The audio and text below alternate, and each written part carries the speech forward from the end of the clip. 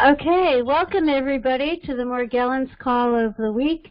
It is Sunday, March 28th, 2021. I'm Robin from Western Mass, and I am the co-host of the program. I had been at my wit's end. I was filled with despair. I wanted to burn my house down. I had been struggling for 3.5 years with vectors like bed bugs and fleas and mites and springtails that they all brought Morgellons into my life. And then I asked my pastors to pray for me, and they prayed for creative solutions to come to me, and that's when I found Richard and his book, and then the Sunday Call.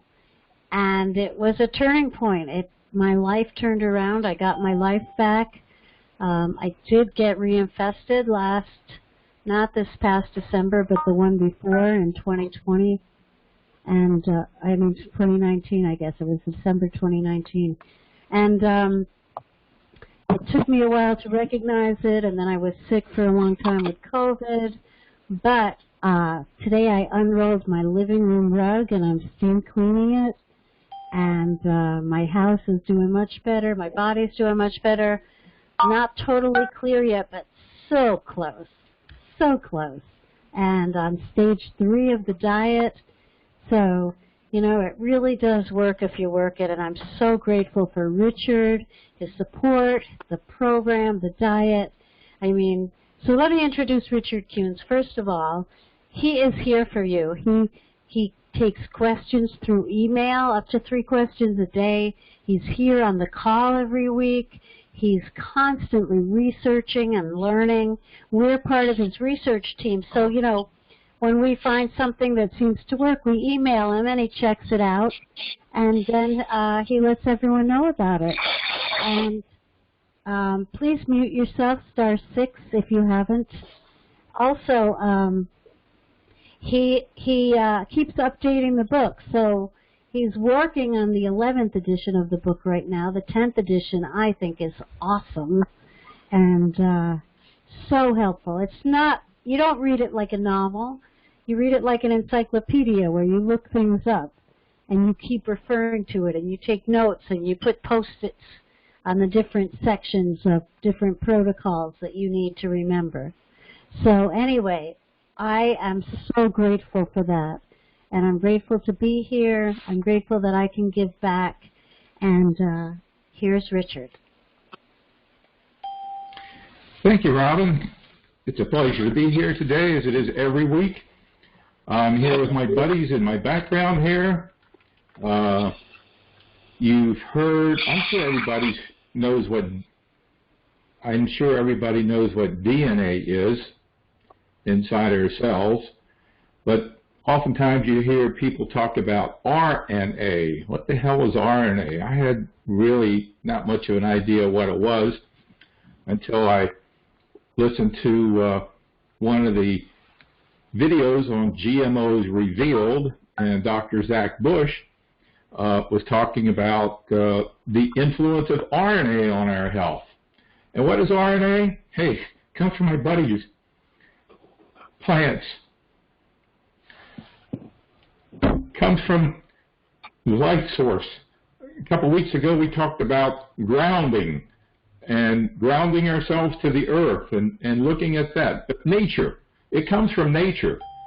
And hopefully we can keep, certain interests from destroying nature who want to bring 5G into our world, and we have no idea what it's going to do to trees and birds. I mean, they have to cut trees down in order for the 5G to get through areas.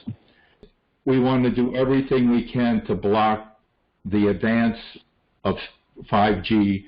A lot of updates I send out about 5G are informative. It has drastic. I can't understand how these people in the know can let this happen to us, but unfortunately they are. Well, back to the subject at hand. We're here to deal with Morgellons. Robin, is Morgellons an easy thing to deal with? I had to unmute.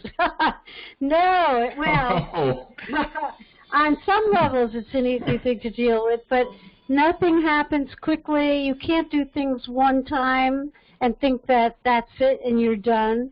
It's a long haul commitment to being aggressive and not giving up to get your life back. But you and your book offer the support and the tools to do it.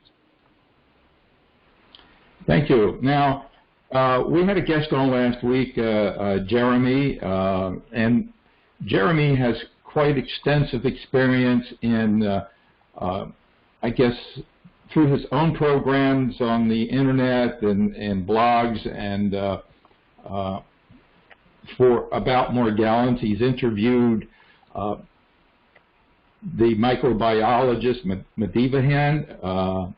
He's interviewed Dr. Saverly, several other important people in the business. And you know, even as I mentioned in the book, there are basically two ways to go about dealing with Morgellons. And I've gone both ways. The one is find a doctor specializing in it, such as Dr. Saverly and Dr. Cornish, who he also mentioned and referenced last week, Dr. Bransfield here in Middletown, very near where I live, and go the antibiotic route. I mean, that is wonderful. You're on cloud nine. It's not cheap. My experience was I didn't have to worry about the environment. I didn't have to worry about a stupid diet. The King diet, stupid. Yeah, well, let me call that stupid. It's a restrictive diet. I didn't have to do any of that. And, you know, I was diagnosed with Lyme's disease prior to it through microscopy. I don't recommend the Western blot or these other tests they have. You get too many false positives and negatives, and you don't know. You know, it just adds to uncertainty. Does she love me? Does she not? Does she love me? Does she not? You know, every test shows up. You know, if you want a real test, I think the lab is Fry Test and Fry Labs in Arizona. I believe they do microscopy. Get that done. That will do it. But if you're considering or dealing with Lyme disease, first of all, you want to read my free report.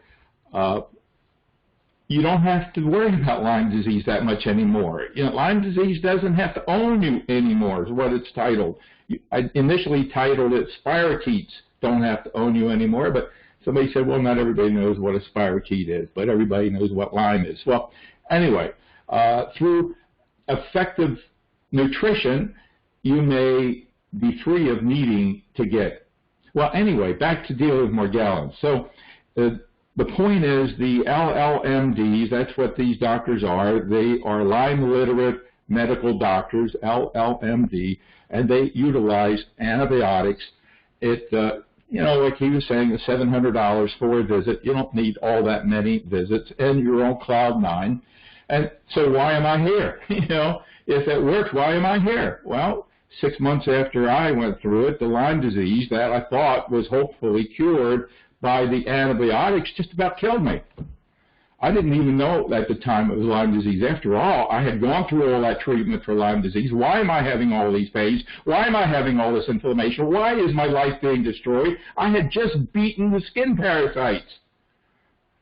Well, I hadn't beaten Lyme disease, and the antibiotics didn't beat them either. In fact, the Morgellons Foundation, Dr. Strickler and Medivahan, they have actually done research. It's pilot studies. This is another thing.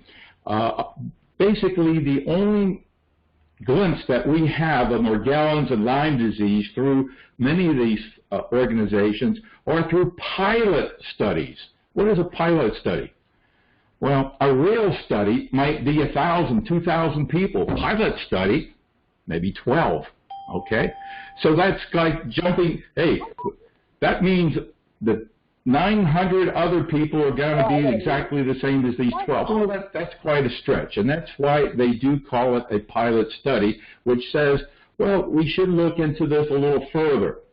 But this is what our preliminary results. So basically a pilot study is preliminary results. And one of their studies, they had taken 12 people with Lyme disease. 2 of them had Morgellons, treated them with the antibiotics, and it didn't kill the Lyme disease in all 12. That's what their study says. So, okay. Now, if it does work, and we go that route, well, Dr. Satterley in her book suggests that 0.02% of people in this country are diagnosed with delusions of, she doesn't say exactly what, but I think DOP is typical that most people get, delusions of parasites. 0.02%. That's 2 out of 10,000 people. Now, the CDC says that 8.3 out of 100,000 people have Lyme disease. That's 0.008, not 0.08, 0.0083. So if these people are diagnosed with delusion parasites, and we look at a study done by the National Pedullosis Society, I'm not sure I pronounced that correctly, but around 2002, they found that 18 out of 20 subjects who were diagnosed with delusions of parasites, when they did microscopy on the lesions, they found columbella, and this is even before the word Morgellons was created. So that says basically 90-some% of people who have delusions of parasites have real parasites. They're not delusional, they have real parasites. Well, Dr. Satterley, again, in her book says that the researchers at the Morgellons Foundation tried to replicate that study and were not successful in coming up with the same numbers. Well, whoopee-doo. Did they call, did they connect with, did they make sure they did it right? Did they follow the right protocols? We don't know. So the research is so lacking, and we guide ourselves by pilot studies, and people don't have enough money to afford $700, plus people don't like antibiotics, plus antibiotics are said not to work. So there seems to be something else that we want to look for, and another way of skinning the cat. I've always found there's more ways of skinning the cat. I found mine by accidentally stumbling upon and discovering the diet by somebody's remote suggestion that I followed. I figured, why not? I tried everything else. I happened upon glutathione. I didn't research and say, gee, I think this glutathione, I just happened to be fortunate to be at the right place at the right time in my life so that I do have my life completely back and am free of all the parasites. And I've dealt with them all. I've dealt with Morgellons. I've dealt with columbella. I've dealt with skin fungus. I've dealt with mites. I've dealt with a hot tub rash. I've dealt with Strongyloides cervicalis. So I don't know what else I could not have experience in. And I'm here to share, and many people using the protocol have gotten their lives back. So the other route is the route that I've discovered, and you, as Robin said, are my research team. And I learned that, for instance, somebody sent me a study the other day. Not a study, it was a news report. And wow, you know, we typically focus on the title. It said something about strange fibers found in chicken McNuggets. You know, wow, I was thinking, holy crap, is you know, what's going on here? And I started reading the news thing, and it had pictures of the filaments, and I'm thinking to myself, how can this be possible? How can it be possible? And I went back and took a second read, and it was 2012 that this thing came out. You know, it's been out there on the internet ever since. I mean, it's alarming that that happened in 2012, assuming it was not a fake press release. I've seen them too, fake press releases. Like, for instance, about 2 years ago, a press release comes out and says, Morgellons is because of glyphosate and GMOs. That's why we have Morgellons. It was a legitimate-looking press release. Well, they may be on the right track in the sense that, yes, GMOs and glyphosate are contributing factors. They are not what Morgellons is. or the exact cause of Morgellons. So it's important that when we read things that we sometimes avoid jumping off like I did when I read that thing about McDonald's, but fortunately went back and looked at it again. So we have what seems to be my experience, and many of you that have followed it and gotten to the end and gotten your lives back, you have your experience. And we have that of the people associated with Morgellons Foundation going through the Lyme literate doctors.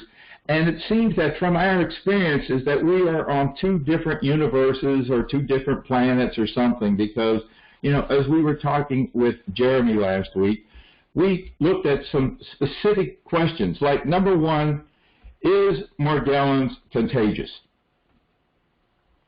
Now, over the years, I've had dozens and dozens of people write me and inform me that Morgellons, they caught it from somebody, or they were instrumental in giving it to somebody. So the Morgellons Foundation, on the other hand, says it is not contagious. So that means if you're infected and you've got these sores and you've got these filaments coming off of you, you can be out in the public, you can go to your salon, you can have your hair done there, you can go get a massage and have your body work, your bare body worked on by somebody, and they are not going to be affected. That's what that means. Well, it turns out, you know, as we're talking with Jeremy, there is another word, and that's called infectious versus contagious. Now, me, you know, I'm kind of, you know, what's the difference? You know, if somebody catches it because I'm in the presence, I don't care whether I infected them or they caught it from me. The end result is the difference. Well, this is alarming to me. It's very much like President Trump saying that COVID is a Democratic hoax, isn't it?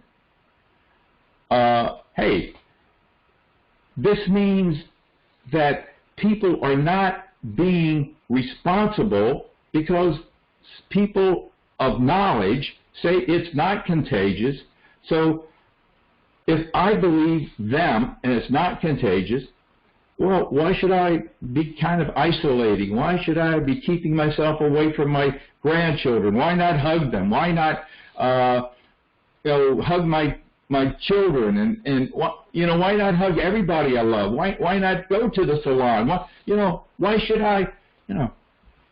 Well, of course, we know, and I know, that from, again, reading many, many emails, that not everybody is susceptible to it. Not everybody, no. I have emails from people who are the only one in their family out of maybe a dozen family members who have it. Everybody else is fine. And then I also have emails where they're the only one, but their husband is showing signs. You know, I don't know why, but it seems like about 80% of women have it, and only 20% of the men get it. But yeah, they say, well, my husband is showing symptoms. He's got the lesions, he's got the itching, but he says he has nothing. Nothing's wrong with him. Okay, so there's a denial aspect. Whether or not he's got filaments growing from his skin, we don't know. Okay, we don't know. So, and then I have other emails that everybody in the family is affected. The kids, the mother, the father, everybody. So what is it? Is it 1 out of 10 susceptible? 1 out of 50? One lady read my book and she said, well, you're full of it because you're saying it's contagious. And I have 250 people in my company and none of them got it. I'm the only one that has it. Hey, lucky you, lucky you. Don't tell me I'm full of it. Tell everybody else out there and invalidate their experiences. So anyway, what I'm going to do is we attempted to deal with this issue last week, and I asked people to speak from your experience. And I guess it got a little confused there because some people, when they shared, were speaking from what they think. Now, nobody cares what I think. I'm a layperson, okay? Nobody cares whether I think that Morgellons falls out of a tree or comes from an apple cart down the street or what. Nobody cares about what I think. I care about my experience. My experience was my life was fine until a cloud of dust descended upon me from pulling a vine from a pine tree. And from then on, life was changed and all hell broke loose.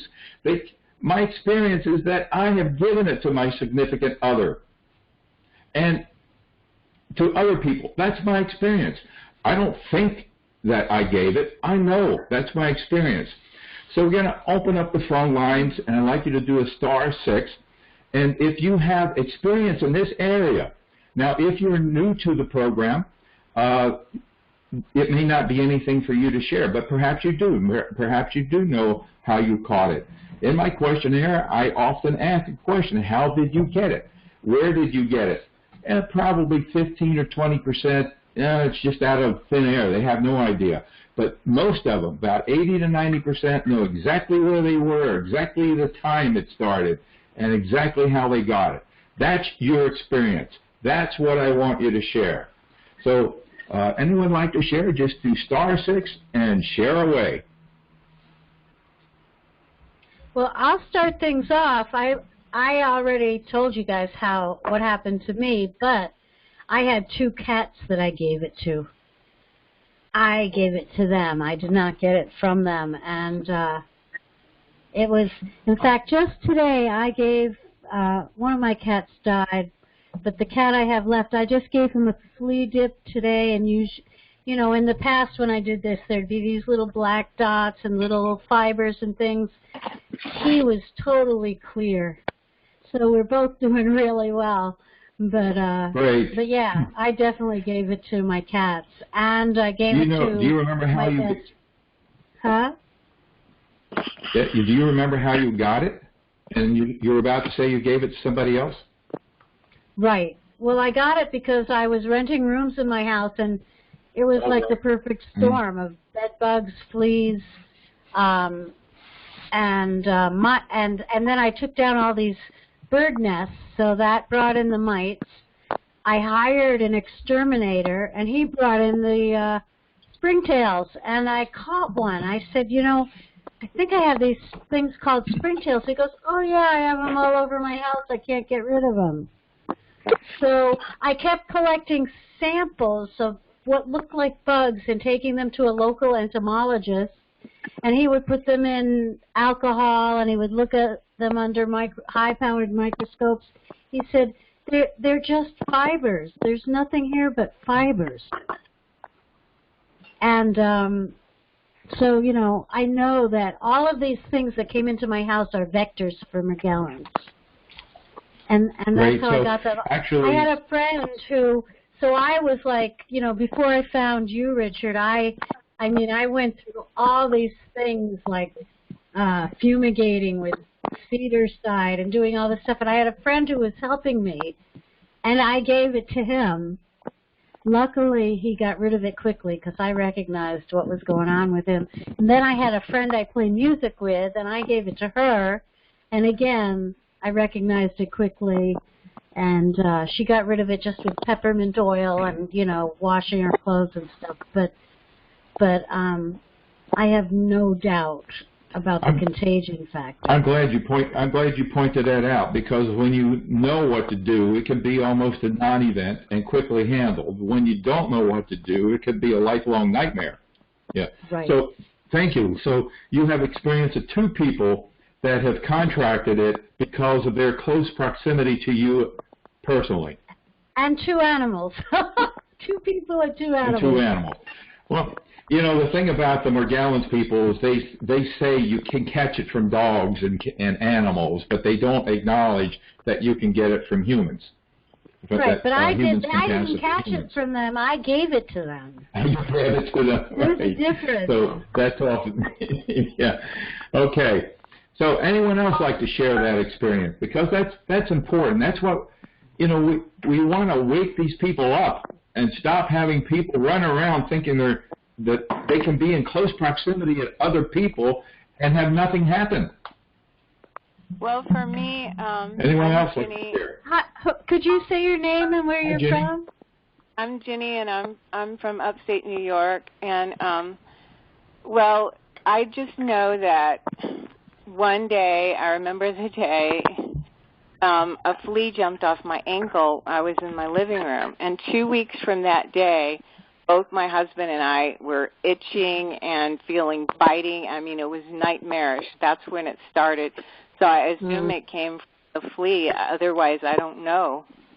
Yeah, fleas are vectors for Morgellons, so. Right. I don't know where the flea came So, from. We have no. We lived on the 4th floor in a condo.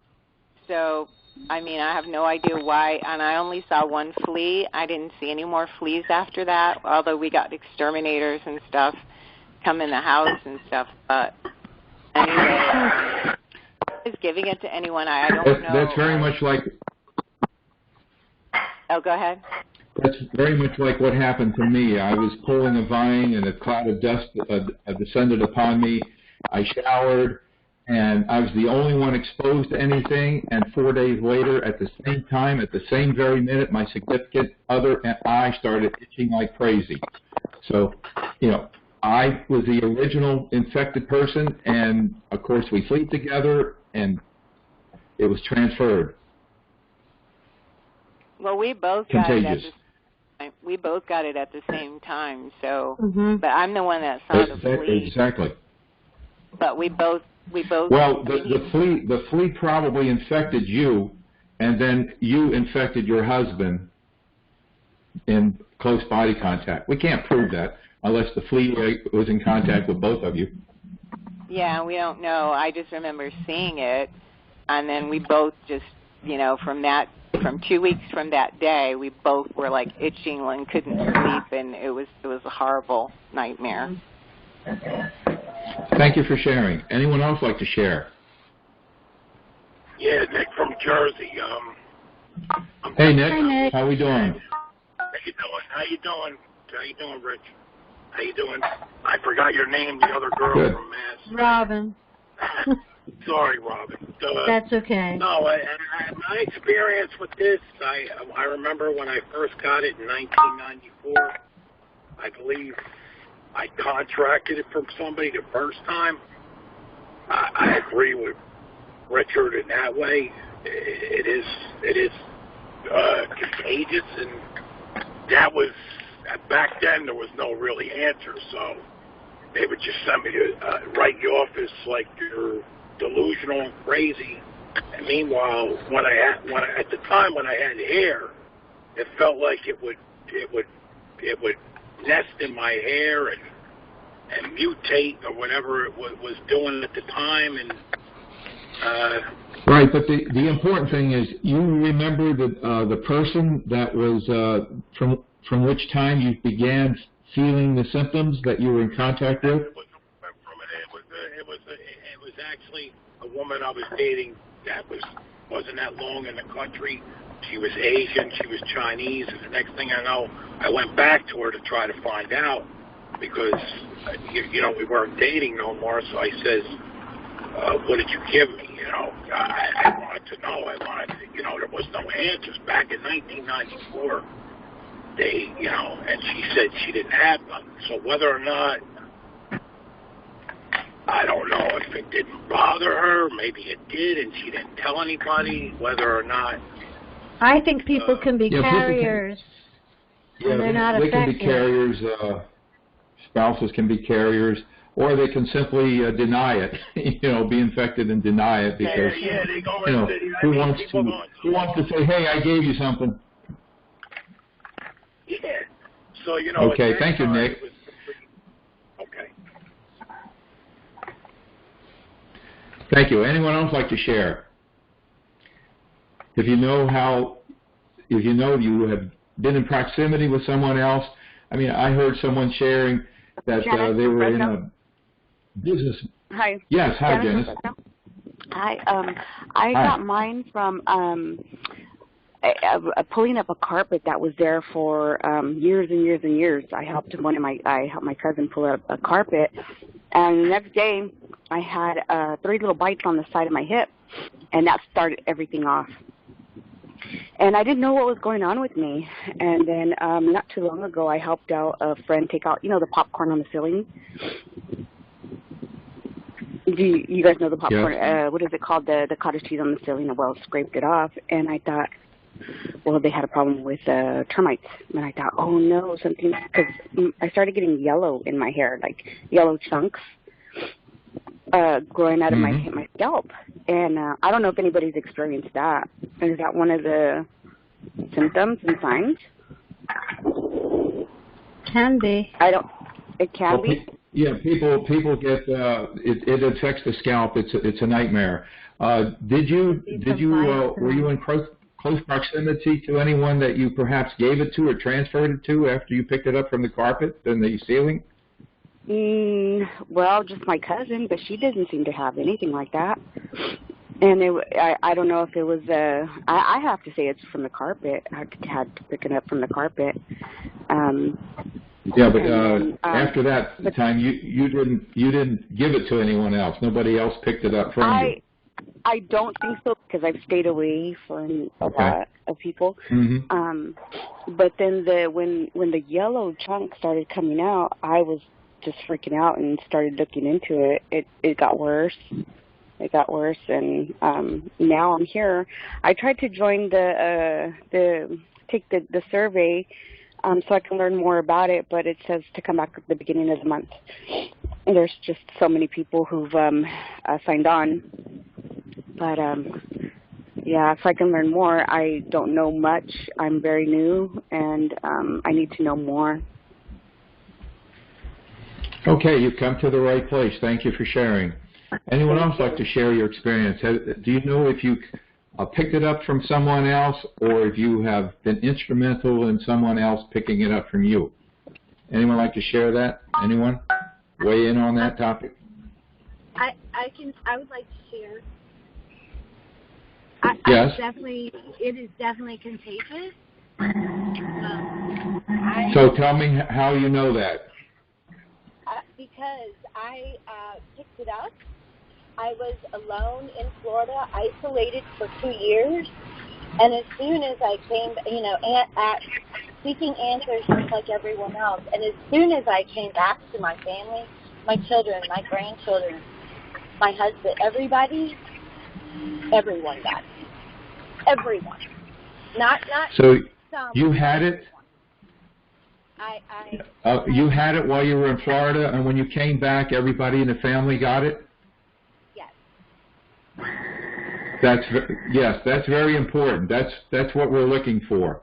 And yes, if you have given it to someone we're going to have Jeremy back next week, and if you can, please come back and share your experience of that. We appreciate that. We're looking for now person-to-person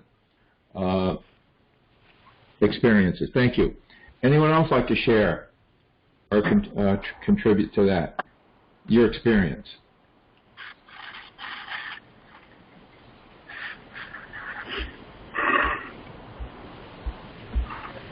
Hello? Well, Hello? Yes? Oh, hi Yes. there. I'm AC from Florida. Hi, AC. Hi. And congratulations to you, Robin, for being able to use a rug. But, I know, it's so exciting. My situation was a little confusing as to how I received it or got it, actually, because I was it was the beginning of COVID. I'm cleaning my entire house, my garage.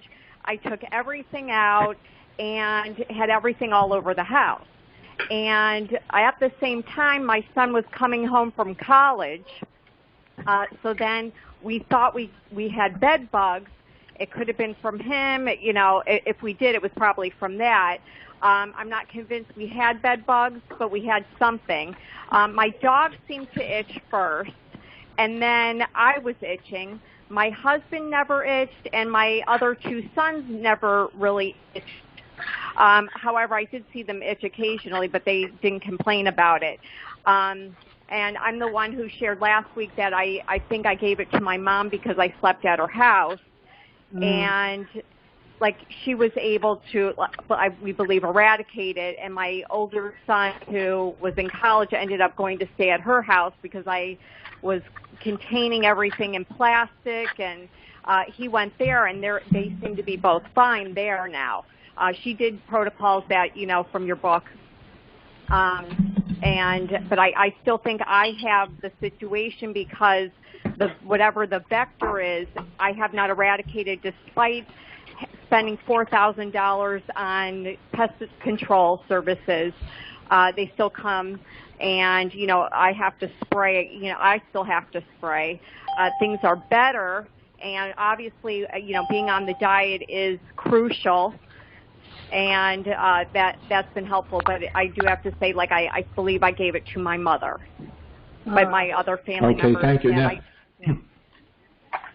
one thing I forgot is for everybody who shared, you have the filaments, because the Morgellons people don't care whether or not you're dealing with mites or columbella or skin fungus. They are only focused on people who have the filaments coming out of their skin. Okay. That's something that's important to that we're looking at here. Well, I just want to also say what was interesting for me is initially I didn't see filaments coming out of my skin, but I found them all over my house. Because right, and they don't seem to care about that. They just see them coming out of your skin. Right. I mean, and they just appeared. They weren't like, oh, all of a sudden my house is filled with weird threads. It wasn't like that, Right. So Richard, this is AC still. Yes. I have a question, because when I come out of the bath or I put cream on me, I have black like dots or something coming out of me. Is that considered a filament? Well, they can be either. They can be either dead mites, in which case you're dealing with mites, or you get a microscope and you look at it, and that dot could be a closely wound up core of filaments, which is also possible. So there's no way of telling which it actually is unless you do look at it from a microscope. But they can go either way. Okay, thank you. All right, anyone else want to share before we move? Yes, you can have both. Anyone want to share before we go on to the next topic of discussion? The next topic should be easy, and that is, I've never had the experience of dealing with the filaments that much. I caught my Morgellons very early and knocked it out of the ballpark. So I never really had the point of suffering with it. Just like right now, I can walk out and I can contract the columbella walking outside my yard, and it's no big deal. I come in, I deal with it, and it becomes a non-issue. But filaments, been reported to me that they can move, and that they can actually enter into somebody, they can come out and actually enter back in, or connect again, or enter someone else. So has anybody that experience? Again, I've gotten too many people tell me that to label them all as delusional. But the Morgellons people say they can't move. They don't move, in spite of the fact that under a microscope they have been seen to move by the researcher. So anyone want to comment on your filaments? Do they move? Have they come out and reinfected someone else? Yes. This is Jenny from upstate New York. So what I'll get these scratches that come up from nowhere, like I didn't do anything to incur this scratch. That's a lesion. And after that little scratch, it's just a little. Seems like something goes in there, so something's scratching me on the outside of my skin, so that it. And because what I ended up doing was I put lavender oil on it, and when I rubbed that in, all these little grainy things came out of it. So I haven't seen Well, are there filaments? Are there filaments? That's what they get hung up on. Are there filaments? Well, do you see filaments? the Morgellons can create the hard little keratin things that are a kind of filament, but they don't look like filaments. I mean, even Jeremy said that last week. You know, he talked about what it is, right? So a filament can be, it takes various shapes. It could be like that grainy sand kind of stuff. And those he's mentioning, he did two things last week. He mentioned those, and those I've always attributed to the sand-like, half-sand-like particles. I've always attributed that to columbella, dead colonies of columbella, perhaps. So that's an unknown. He also associated Morgellons with the crusty eyes, and that I know is columbella, not specific to Morgellons. But so I think the symptoms sometimes, I don't know, they adopt the symptom, we adopt, they may overlap. Right. But and I also specifically think, filaments. But I want to say that the scratches are the beginning of lesions. And I don't think they come from the outside. I think they're from the inside, and that's why those things are in there. That's been my... Well, again... it could go either way again, you know. We could go either way, so we're not going to take a stand on that at that point. Anyone else want to share? Have you seen your filaments move? Have they infected anyone else? Is anybody on the call? I have felt them move on. I have felt them move on me, and I found filaments on my bed sheets. I have been on the diet for about a year now, and I keep trying to transition from step 1 to step 2, and that's usually when it happens. As far as your other question, did I contract this from anyone? I heard someone else, so I felt like I should add this. I have no idea because I'm in a heavily populated area. We have fleas, we have bed bugs, we have everything, so no telling. I have suffered from this most of my life, so, you know, I've always assumed I've suffered from fleas or suffered from bed bugs and all that kind of thing. So it's something I've constantly fought, but very grateful that I found this because I have pictures of filaments coming out of my skin, and but at the same time, as long as I'm on the diet, it seems like it's under control, and I do not believe I have passed it on to anyone else, but I live alone. Okay, thank you. Yeah, we're kind of like trying to do this like the Morgellons people do, a pilot study here today, because at most we might have about maybe 60 people on this call, and you know, at most I've probably communicated with 6,000 people. So out of those 6,000 people, there have been people that have shared these things, and it's unlikely that they're all going to be on this call here today, since we only have a pilot study here in terms of the total number of people that I've communicated with over the years. But it's good to go through this anyway.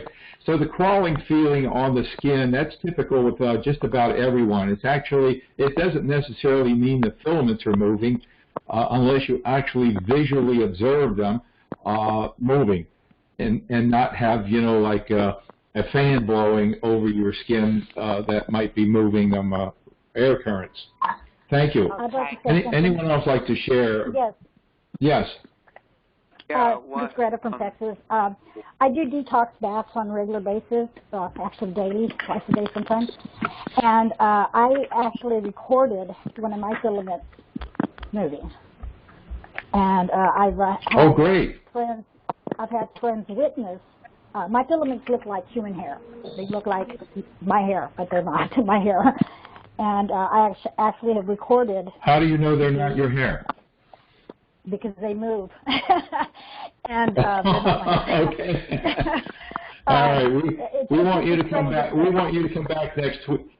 We want you to come back next week with your dancing filaments and share your actual experience.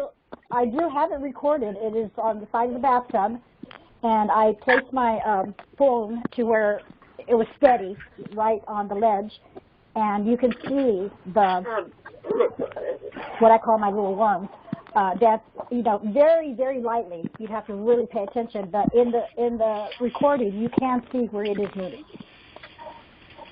Okay, great. So send me that video. I appreciate it. Thank you. All right. Anyone else before we move to the next topic? We want to close up this segment soon. Yes. I have so many. Yes. Totally from Virginia. I have so many videos from myself and my family of all kinds of filaments moving, of things jumping. We have microscope. We have naked eye. They move. Well, we're specifically interested in the filament ones that are moving. They move. That's and your observation of the filaments moving. Yes. You know, it's very much like these pilot studies. They study 12 people, but that's not, you know, 12 people may not have it happen. They may have to study 5,000 people. I mean, we're lucky here just to find, we're lucky to find 2 people with filaments moving, but and that's amazing. Right. Out of maybe 60 people, that's amazing. Thank you. So please be back next week when we'll have Jeremy, and please share your experience of filaments moving. Okay, thank you. Our experience also is that disinfecting our surroundings is super important. And Jeremy, on the other hand, didn't think that was so much so. And truly, when I was on the antibiotics, I didn't need to either. That was a period I was relatively free of skin parasites, so it may not have been important. But anyway, share. Tell us why you feel or what happens if you forget to disinfect. Anyone want to share that? Okay. Now, I think I feel it's very important to disinfect and clean the house because I find them on the bathroom floor. I also find them, you know, in my shower. At one time, I thought they were my human hair. So I don't know whether or not they are contagious. I believe they probably are, but I make sure to vacuum every single day, you know, everything I possibly can just to keep from spreading this. Okay, so please be back on the call next week and share your experience. Anyone else want to share why you feel it's important to disinfect? What happens if you don't disinfect? You miss something? I would. This is Robin from Western Mass. Hey, so when I was sick with COVID, I was on 2 antibiotics. I could not disinfect. I was in bed for 90 days, and the antibiotics helped tremendously. My Morgellons symptoms were like 90% gone, and as soon as I stopped the antibiotics, they all came back tenfold, and my environment was a disaster, a total disaster, and it's taken me months to get it under control. I mean, luckily, you know, the diet, I was always on the diet, so the diet, I, you know, got it right, and it kicked in right away, but, you know, I could tell my environment really needed disinfecting, and it's been a long, slow process. I mean, I'm 99% done now, and the environment is great, and I'm not getting reinfected. But yeah, it made a big difference. Made a huge difference. Well, that's important because your experience with antibiotics very much parallels mine. It was like cloud 9, very symptoms, and then afterwards is when the hell broke loose. When right. Like I shared last week, I was afraid if I didn't go off of them, my immune system wouldn't know how to take care of itself. Right. So amazing. So anyone else want to share why it's important for you to disinfect? What happens if you skip a day or don't do it or skip something?